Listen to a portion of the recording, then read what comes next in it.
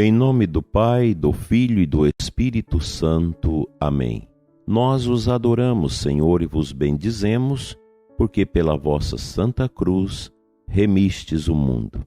Graças e louvores se deem a todo momento ao Santíssimo e Diviníssimo Sacramento. Meu dileto e amado ouvinte do programa Oração da Manhã. Hoje nós somos chamados e convocados pela nossa fé a olharmos para Jesus Eucarístico, a realizarmos a nossa adoração. Aqui em Formosa nós temos a Paróquia São Sebastião, a Igreja Matriz, onde Jesus é exposto 24 horas para a visita e adoração dos fiéis. Que bênção! Na sua paróquia, na sua comunidade, você também sabe onde fazer a sua adoração.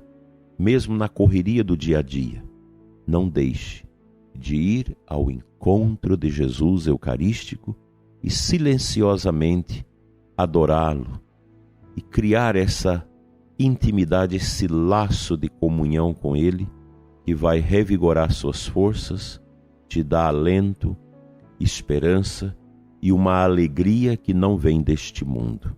Nós vivemos um momento muito difícil no mundo. Guerras, brigas, confusões, pandemia, todas estas situações que têm deixado o coração das pessoas vulneráveis à solidão, à depressão, à tristeza. E eu digo para você, em certas circunstâncias da vida, só Cristo, só Jesus e somente a oração é a força, a alavanca para nos levar adiante. Santo Tomás de Aquino, nas suas meditações quaresmais, para esta quinta-feira, ele nos apresenta o tema A Paixão de Cristo se realizou a modo de sacrifício. Chama-se sacrifício em sentido próprio, o que é feito como uma honra propriamente devida a Deus, com o fim de o aplacar. E por isso diz Santo Agostinho, citado por Santo Tomás, é verdadeiramente sacrifício toda a obra feita com o fim de nos unirmos com Deus numa sociedade santa, isto é, uma obra referida ao fim bom, cuja posse é capaz de nos dar verdadeiramente a felicidade. Ora, Cristo se ofereceu a si mesmo para sofrer por nós, e o próprio fato de ter padecido voluntariamente a sua paixão foi sobremaneira aceito de Deus, como proveniente de uma caridade máxima, por onde é manifesto que a paixão de Cristo foi um verdadeiro sacrifício. E como Santo Agostinho acrescenta a seguir no mesmo livro, os sacrifícios primitivos dos santos foram sinais variados e múltiplos desse verdadeiro sacrifício. Esse sacrifício único foi simbolizado por numerosos sacrifícios, do mesmo modo que uma mesma realidade é designada por numerosas palavras, a fim de que fosse grandemente recomendado, sem nenhum útil encarecimento. Mas, continua Santo Agostinho, consideramos 4 elementos num sacrifício: aquele a quem o oferecemos, a quem o oferece, e o que é oferecido e por quem o é. Assim, o mesmo, só único e verdadeiro mediador, reconciliando-nos com Deus pelo sacrifício da paz, deveria permanecer uno com aquele a quem oferecia este sacrifício, reunir em si, numa unidade, aqueles por quem o oferecia, e ser simultânea e identicamente o oferente e a oferenda.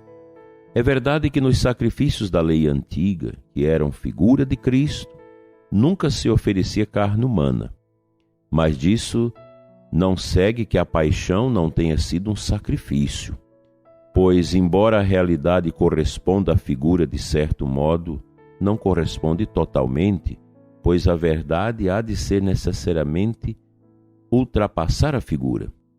Por isso é convenientemente a figura deste sacrifício, pelo qual a carne de Cristo é oferecida por nós, foi a carne, não dos homens, mas de animais irracionais que significavam a carne e Cristo. A carne de Cristo é o profetismo dos sacrifícios pelas razões seguintes. Primeiro, porque sendo carne de natureza humana, é convenientemente oferecida pelos homens que a tomam sob a forma de sacramento. Segundo, porque sendo possível e mortal, era apta para a imolação. Terceiro, porque sendo isenta de pecado, tinha a eficiência para purificar dos pecados. Quarto, porque sendo a carne mesma do oferente, era aceita de Deus por causa da caridade com que a oferecia. Donde o dizer de Santo Agostinho: que oferenda podiam os homens tomar que lhes fosse mais adaptada que uma carne humana? Que de mais apto à imolação do que uma carne mortal?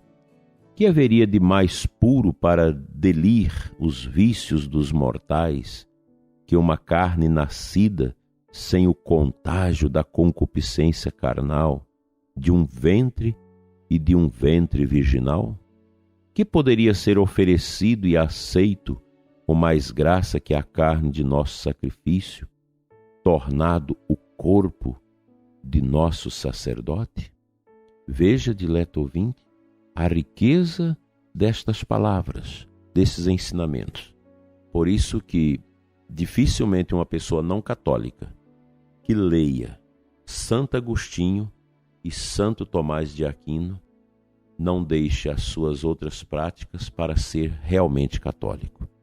Pois os ensinamentos de Santo Tomás e de Santo Agostinho, os dois grandes pilares da Igreja Católica, revolve dentro de nós todo o lodo da ignorância, da falta de consciência, para adentrarmos os pórticos objetivos da fé esclarecida e aprofundada, para nos levar à verdadeira entrega a Deus.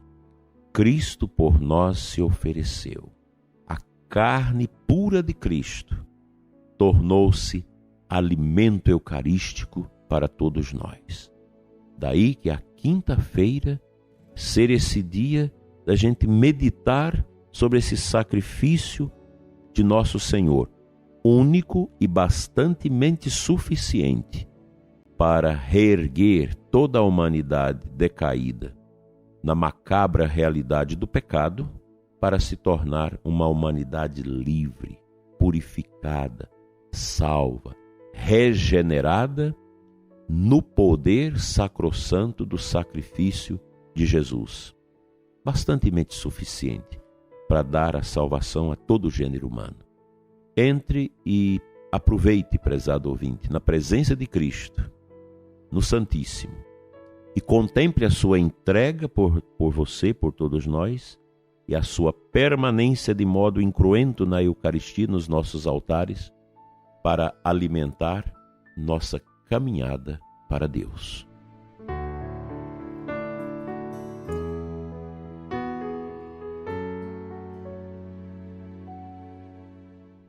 A antífona de entrada da Santa Missa de hoje está lá no Missal Romano.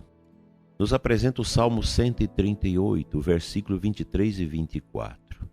O salmista reza assim: Provai-me, ó Deus, e conhecei meus pensamentos. Vede se ando pela vereda do mal e conduze-me no caminho da eternidade. Eu gosto de citar estas antífonas, pois elas são profundamente estudadas e bem preparadas pelos liturgistas que compuseram o Missal Romano. O Missal Romano é aquele livro vermelho em cima do altar, onde contém todas as celebrações eucarísticas.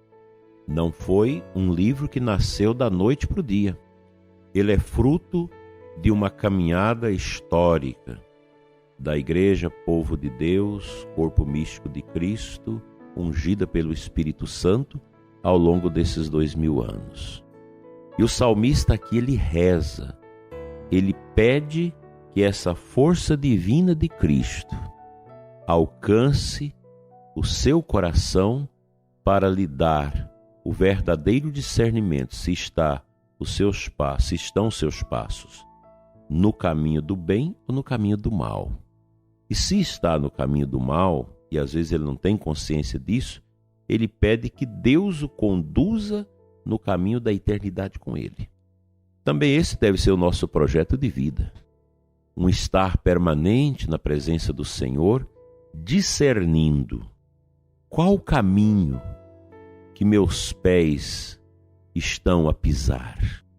E eu te convido a entrar neste caminho que é Cristo, pois após o fechamento da porta do paraíso por causa do pecado, a humanidade estonteada caminhou pelo mundo em busca do caminho que leva à porta aberta da salvação, a volta ao paraíso.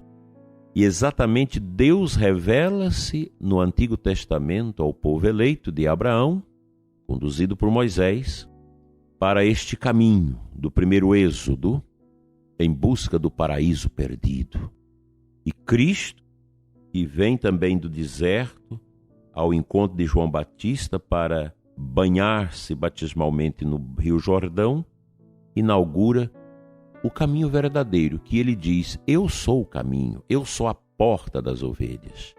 Então é Jesus o caminho, é ele que abre as portas do paraíso para nós. Quaresma é isso, irmão. Essa volta a Cristo, é esse desejo de reconciliar-se com Deus, de fazer uma boa confissão, de dar a esmola, de ajudar o próximo, de converter o coração para que nós possamos reencontrar o verdadeiro caminho e a verdadeira porta do paraíso, que é nosso Senhor Jesus Cristo. Entre por essa porta e a depressão ficará para trás, a angústia, o sofrimento, os desalentos e todas as tristezas, porque somente nele nós encontramos o real sentido para a nossa existência.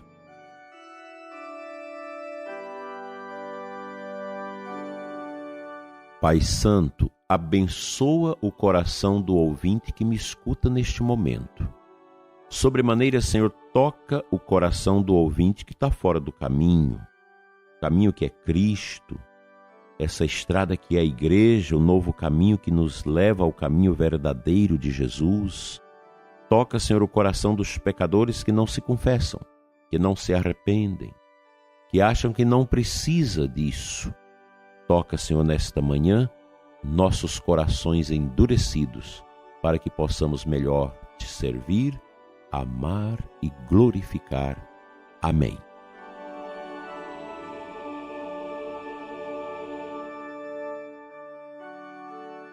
O Senhor te abençoe e te guarde sempre na sua luz, em nome do Pai, do Filho e do Espírito Santo. Amém.